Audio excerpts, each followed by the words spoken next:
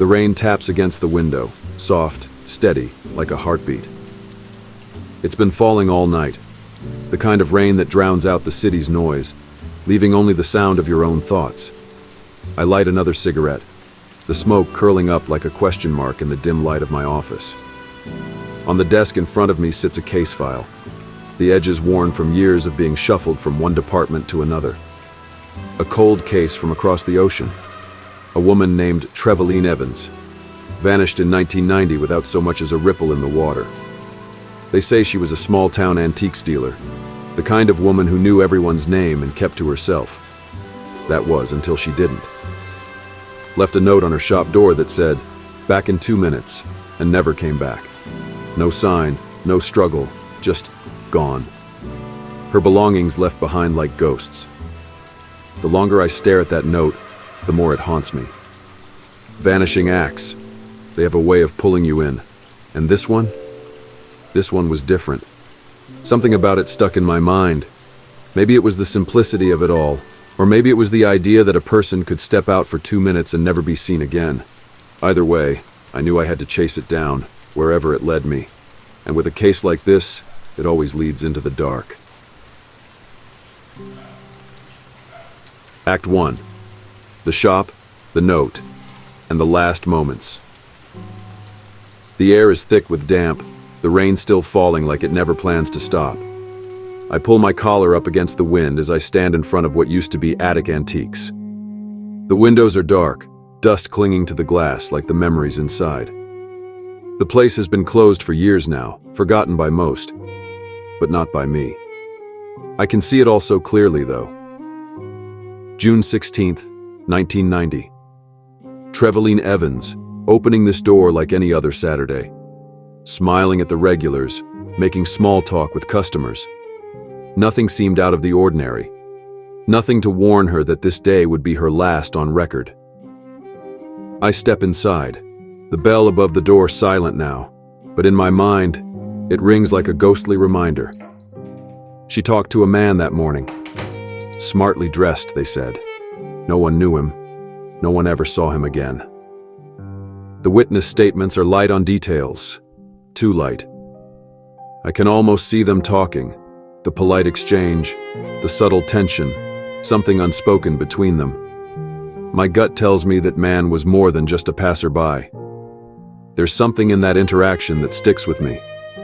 I follow her path through the town in my mind. She leaves the shop at 12:40 p.m., puts that note on the door, back in 2 minutes. 2 minutes. You think you'll be right back, but life doesn't work like that. I imagine her walking down the sunny streets, making her way to Castle Street. She buys an apple, a banana. Small, ordinary moments, the kind that mean nothing until they mean everything. And then, she turns back. She must have. The banana peel found in her shop suggests she came back here, even if just for a moment. But something stopped her.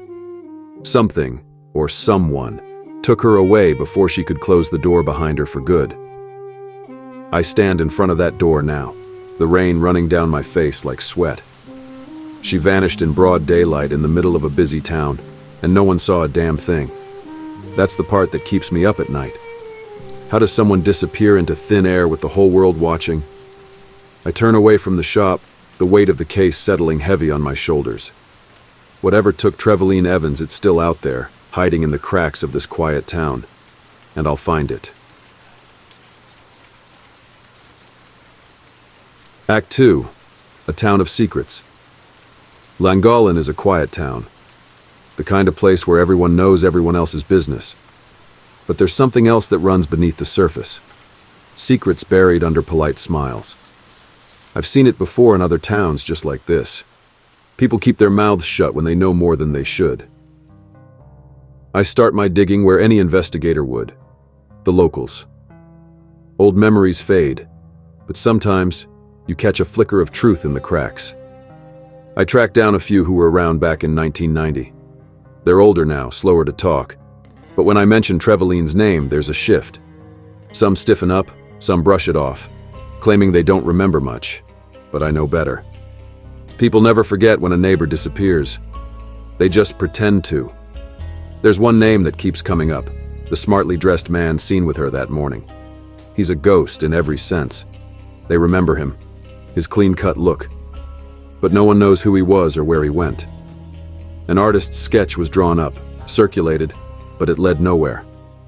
A dead end. But to me, he's not just some random face.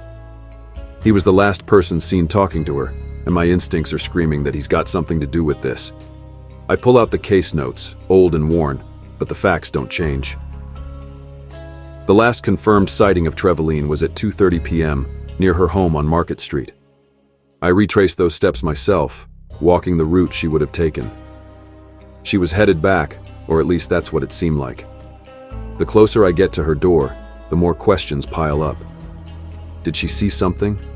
Or someone that made her turn away from her own house for good? Did she feel that cold prickle of danger?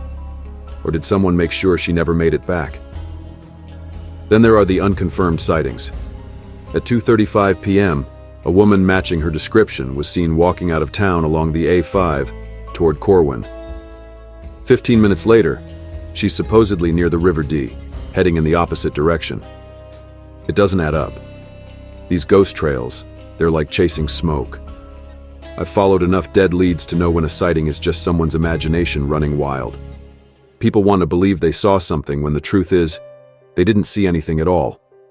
But the town feels different now. It's not just the rain or the shadows creeping in as evening falls. It's the way people talk. There's a tightness in their voices when I ask about that day. They look at you like they're trying to hide something. Like there's more to the story than what's been told. Small places like this, they hold on to their secrets, and the deeper you dig, the harder they grip them. I can't shake the feeling that someone here knows more than they're saying, and I'm going to find out who.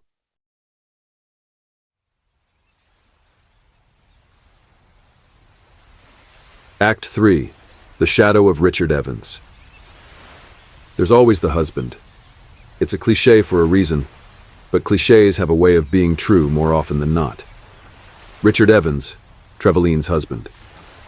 He was away at the time, down by the coast in Llangollen, working on their holiday bungalow. A quiet renovation job, nothing too unusual, but something about it doesn't sit right with me. The timing, the distance. I've learned not to trust coincidences. I start digging into his life. From what the reports say, Richard was a solid man, well-liked, kept to himself. But when your wife disappears and you don't have answers, people start looking at you sideways. In 2001, more than a decade after she vanished, the police finally took a hard look at him, arrested him even. I find the reports, read through the transcripts. The arrest made headlines back then, but it didn't stick. They let him go. Not enough evidence to hold him. Still, I can't shake the feeling that there's something more here. Maybe he didn't do it. Maybe he doesn't even know what happened. But sometimes, people know more than they're willing to admit. I keep following the thread, pulling at loose ends. The bungalow at Llangollen. It's been sitting in my mind ever since I read the initial files. He was there working alone, while his wife disappeared miles away.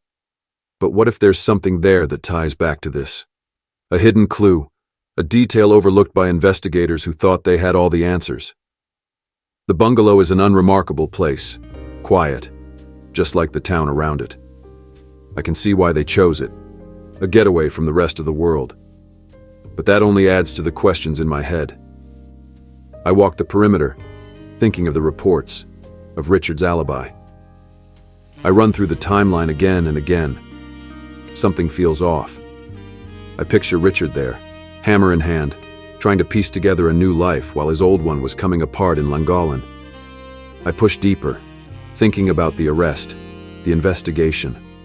Was it a mistake? Or did they get too close to the truth and let it slip away? Maybe he really had nothing to do with it. Maybe he was just another man blindsided by the cruelty of fate.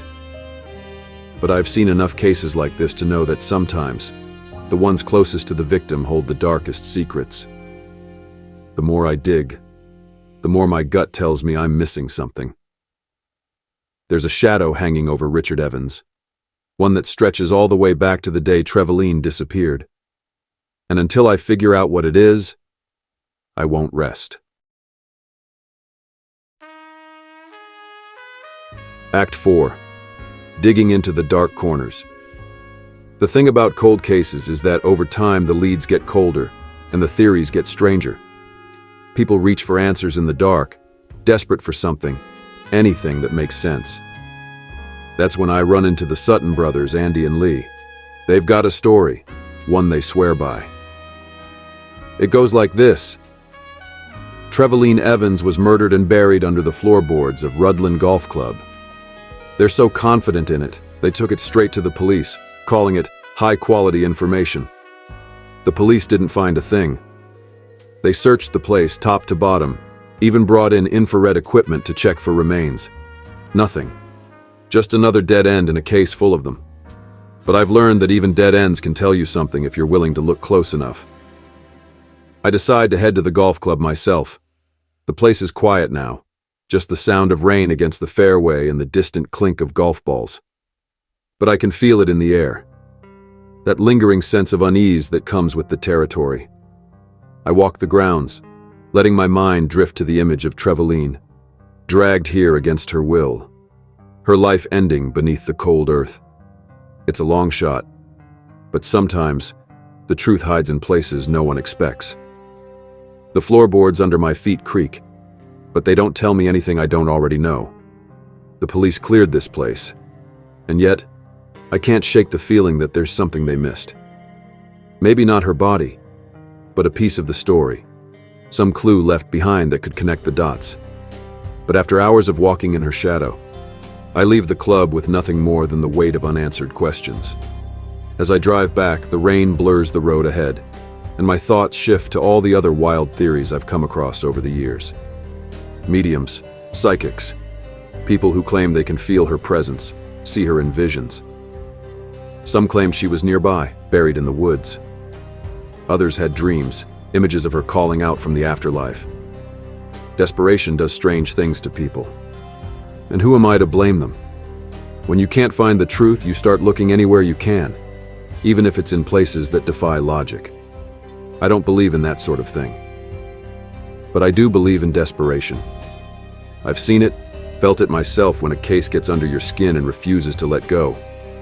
People want answers, and when none come, they'll take comfort in even the most outlandish ideas. But this case, it's not about comfort. It's about the cold, hard truth. And that truth is still out there, somewhere.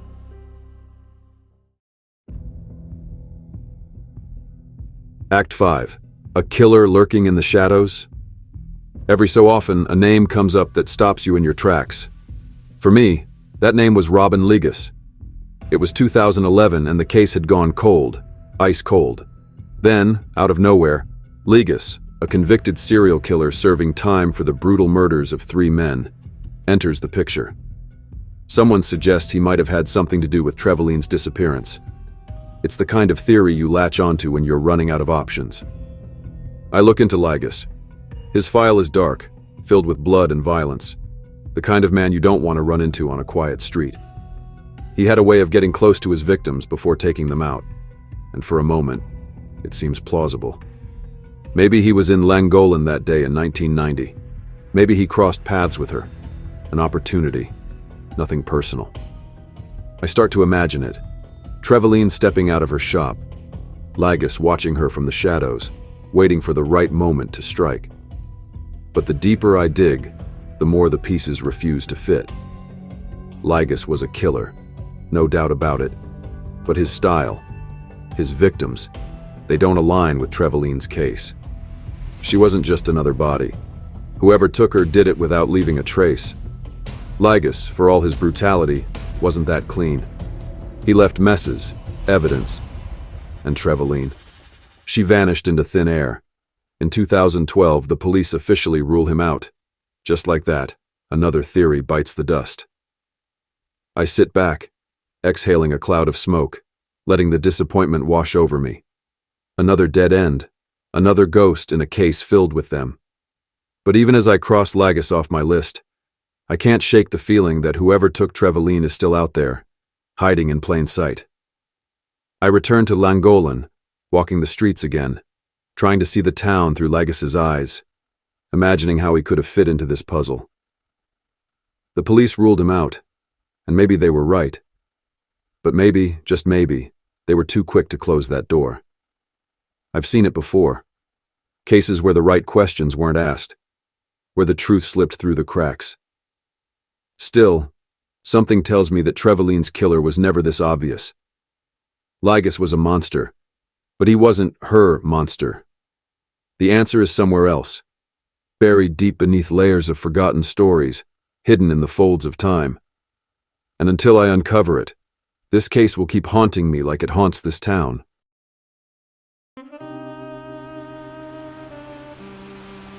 Act 6. The Unanswered Questions. I find myself back where it all started. Attic Antiques. The rain stopped, but the streets are still wet, glistening under the fading light. I stand in front of the door, the same door where Trevaline Evans hung that note all those years ago. Back in 2 minutes. A simple promise, one she never kept. I can almost see her now, stepping out, her mind on the little things, an apple, a banana, no sign that her world was about to end.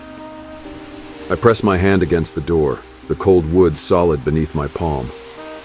This place holds its secrets close. Inside, her belongings were left just as she'd left them. Handbag, car keys, fruit, flowers, as if she had every intention of coming back. But life had other plans, and whatever took her that day, it left no trace behind. No clue as to why she disappeared, or who might have been responsible. I think about everything that's come after. False leads, unconfirmed sightings, the stories that grew wilder with each passing year. Locals who once whispered about her have moved on, their memories fading along with the rest of the town. But not me. This case has a way of sticking with you, gnawing at your mind, like a puzzle with missing pieces. And every time I come back here, it feels like I'm missing something obvious, something right in front of me. The unanswered questions pile up. Who was the smartly dressed man? Why did Richard Evans go on renovating that bungalow while his wife's life vanished in plain sight? What secrets does this quiet town still hide, buried under years of silence and polite smiles? I turn away from the shop, my coat heavy with the weight of this place. I don't have answers. Not today. Maybe not ever. But as I walk down the street, my footsteps echoing in the stillness, I can't help but think about that note again. 2 minutes. That's all it took to vanish. 2 minutes and a lifetime to search for the truth.